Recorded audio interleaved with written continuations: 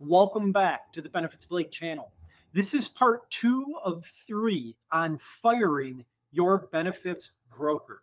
The last video was why, where I shared how brokers actually get paid and why that pay structure typically works against you. Today is when you should fire your benefits broker. I'm going to give you the same disclosure I did last time. I'm a broker. I'm an employee benefits advisor at DSP Insurance Services. So when I tell you what a bad advisor looks like, understand that you are getting that description from somebody who competes for their same job.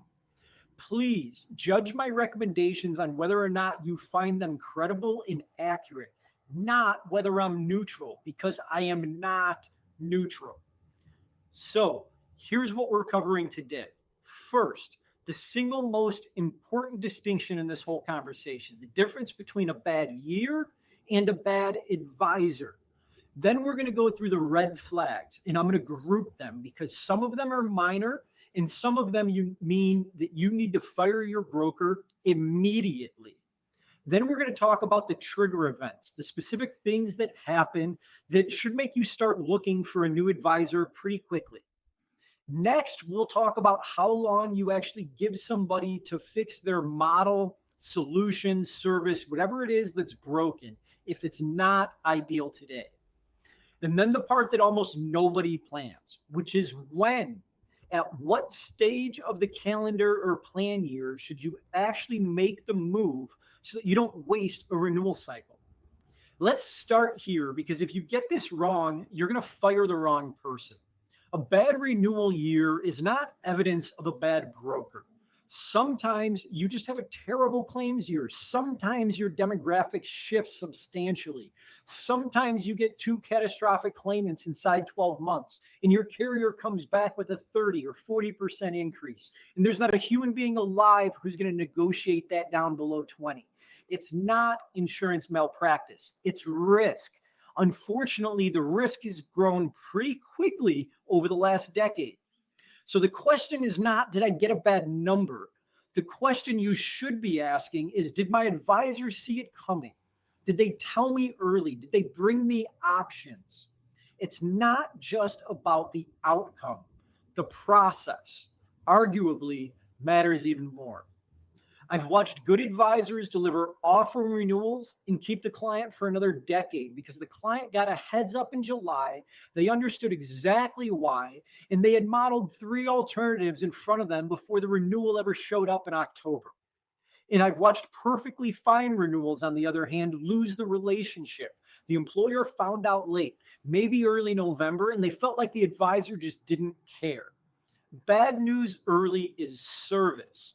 Bad news late is a red flag. And I want to give you one piece of context before we get into the flags, because a lot of employers I talk to feel like they're the only ones sitting there thinking about this. You're not. The Council of Insurance Agents and Brokers ran a survey with McKinsey in 2025, and the number that jumped out at me was this. The share of employers who said they were not planning to switch brokers for the foreseeable future dropped to 18%. The year before that, it was 31%. Now, read that carefully, understand it, because it's an easy one to get backwards. It doesn't mean that 82% of employers are firing their broker. It means only 18% are committed to staying with their current broker. Everybody else is somewhere in between, open to it and actively looking. The top 2 reasons they gave weren't service complaints.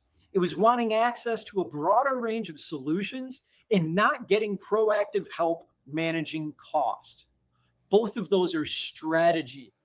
Keep that in your head as we go through these because it lines up almost exactly with what I'm about to walk you through. All right, the red flags. I'm going to group these into 4 buckets, and I want you to pay attention to which bucket yours fall in because it changes what you do. The first bucket is data. This is the one I care about most. Can your broker tell you, without going back to the office to look, roughly what your loss ratio is running? Can they tell you your top 5 claimants by category, not by name? We're not doing that. By category. Do you get a claims review at all during the year? Or is it the only time that you see data, the 30 seconds it's on a renewal slide? If you're self-funded or level funded and you haven't had somebody walk you through your own claims data in the last 12 months, that's not a service gap. It's the whole job going undone. Your claims data is the only thing that tells you what to actually fix. And if nobody's reading it, nobody's fixing anything. You're just paying whatever shows up. The second bucket is market. If they're bringing you the same 3 carriers every single year, that's what I talked about in the last video, but go a layer deeper than that. Ask whether anybody has ever modeled a different funding structure for you, level funded, self-funded with stop loss, a group captive. Have you looked at reference-based pricing instead of traditional networks? Are you looking at an ICRA option this year? I'm not saying all of these are right for you. Most of them probably aren't. But if you've been with the same advisor for 5 years and not one alternative funding structure has ever been put in front of you with real numbers on it, that's not a market check. That's a renewal. It's a rubber stamp. Watch out for the RFP that's built to be won by the incumbent. I've seen this one plenty. The specs get written around what the current carrier already does. The timeline's too short for anybody new to respond properly, and the alternatives come back looking bad in a way that feels almost designed. Think of if you have gotten that alternative self-funded proposal, it didn't make any sense. If it wasn't a solution that was prepared and presented to you in a way that was attractive. If your broker runs your RFP and your broker's incumbent carrier wins it every time, somebody should probably be running that process who doesn't have that same horse in the race. The third bucket is compensation. We covered it in the last video as well, so I'll be quick. If you're not getting your broker compensation disclosure, your 408B2 disclosure under the Consolidated Appropriations Act, or if you asked for one and you got a summary of your numbers instead, or you asked and your broker got upset, pay attention to the reaction, not just the document. A defensive answer to a routine legal question tells you that the number is uncomfortable. And the number being uncomfortable is the entire reason you're supposed to ask to see it. You can negotiate, have the conversation about the number. Is it fair compensation for the work being done on your account? The fourth bucket is service. And this is the one that everybody notices first and weights very heavily. You only see them at renewal. Your service contact is changed 3 times in 2 years. Nobody answered when an employee had a claims problem. Open enrollment materials showed up too late. They're real and they're very annoying and they matter. But I'd rather I'd rather have a brilliant advisor with mediocre or slightly better than average service than a delightful one who's costing me 4 points on our trend every year. And honestly, a lot of employers are picking the wrong way. Service issues are visible. Strategy failures, not so much. It's exactly why the expensive problem is the one that continues to survive. Now, put those two together. One flag in one bucket is a conversation. Flags in 3 of 4 buckets, that's a major pattern. Patterns aren't going to fix themselves because the pattern is your broker's business model. Let's talk about trigger events. These are different from red flags. A red flag is a condition, something that's been true for a while. A trigger is something that happens. And when it happens, you should probably start making calls right away. Number 1, you get a double-digit renewal with no explanation attached to it, no heads up in advance from your broker. Not a double-digit renewal. That happens. A double-digit renewal where nobody can tell you which claims drove it. Nobody gave you a heads up that it was going to happen. What the trend assumption was and what was tried. If your advisor can't decompose your increase for you, they didn't negotiate it, they forwarded it. Number 2, you find out about something late that they knew about early. A laser on a member, a big claimant developing, a carrier exiting your market, a compliance deadline. The lateness is the signal. Somebody chose not to have a hard conversation with you, and they may choose to do that again. Number 3, and this one's underrated, your brokerage gets acquired. There's been an enormous amount of consolidation in this industry. Believe me, my former life was a big part of it. A lot of it is private equity backed. And when your agency gets rolled up, your service model, your strategy model even can change without anybody telling you. Your team changes, carrier relationships change. Sometimes the whole compensation structure for your broker changes. It's not automatically bad. Some acquisitions genuinely add resources, but it's absolutely a moment to reevaluate rather than assume continuity. You also want to pay attention when your own company crosses different thresholds. Growth changes what you should be doing, and the data on it is pretty stark.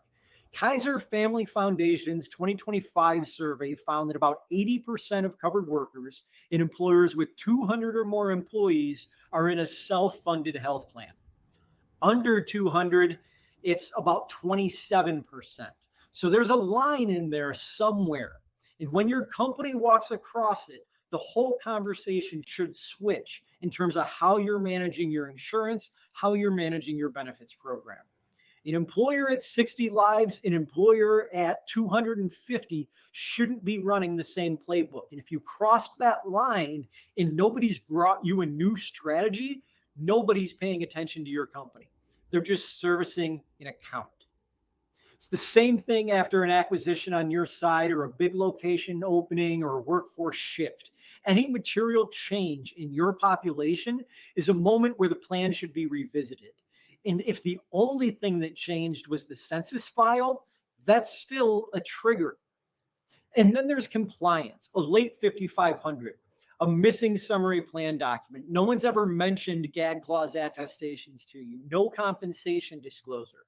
And one of those, I want to remember something from the last video, those are your obligations, not your brokers. The Department of Labor doesn't come ask your broker why the 5500 form filing for your health plan was late.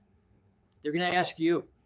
So a broker whose misses are landing on your liability is categorically a different problem than one whose misses were landing on their own.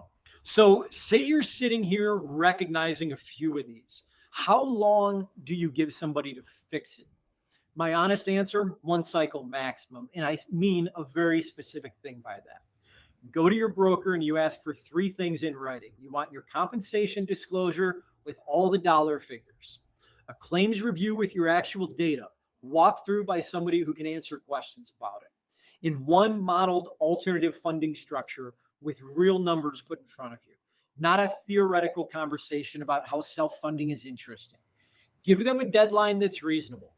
30 days for all of that, perfectly fine in my opinion. And then see what shows. Here's what I found. The advisor who is always capable of doing this work is going to do it. And frankly, they'll be a little relieved you asked because now they've got a mandate to do the fun part of their job. The advisor who is never going to do it is going to produce something that's going to leave you wanting, or they're going to produce it late or produce a meeting instead of a document. You'll know inside of 30 days. You've probably known for the entirety of your relationship already, but you'll have it in writing inside of 30. One thing I'd add, don't run that test in the middle of your renewal. You're going to get a pretty messed up answer. Everybody performs differently during renewal.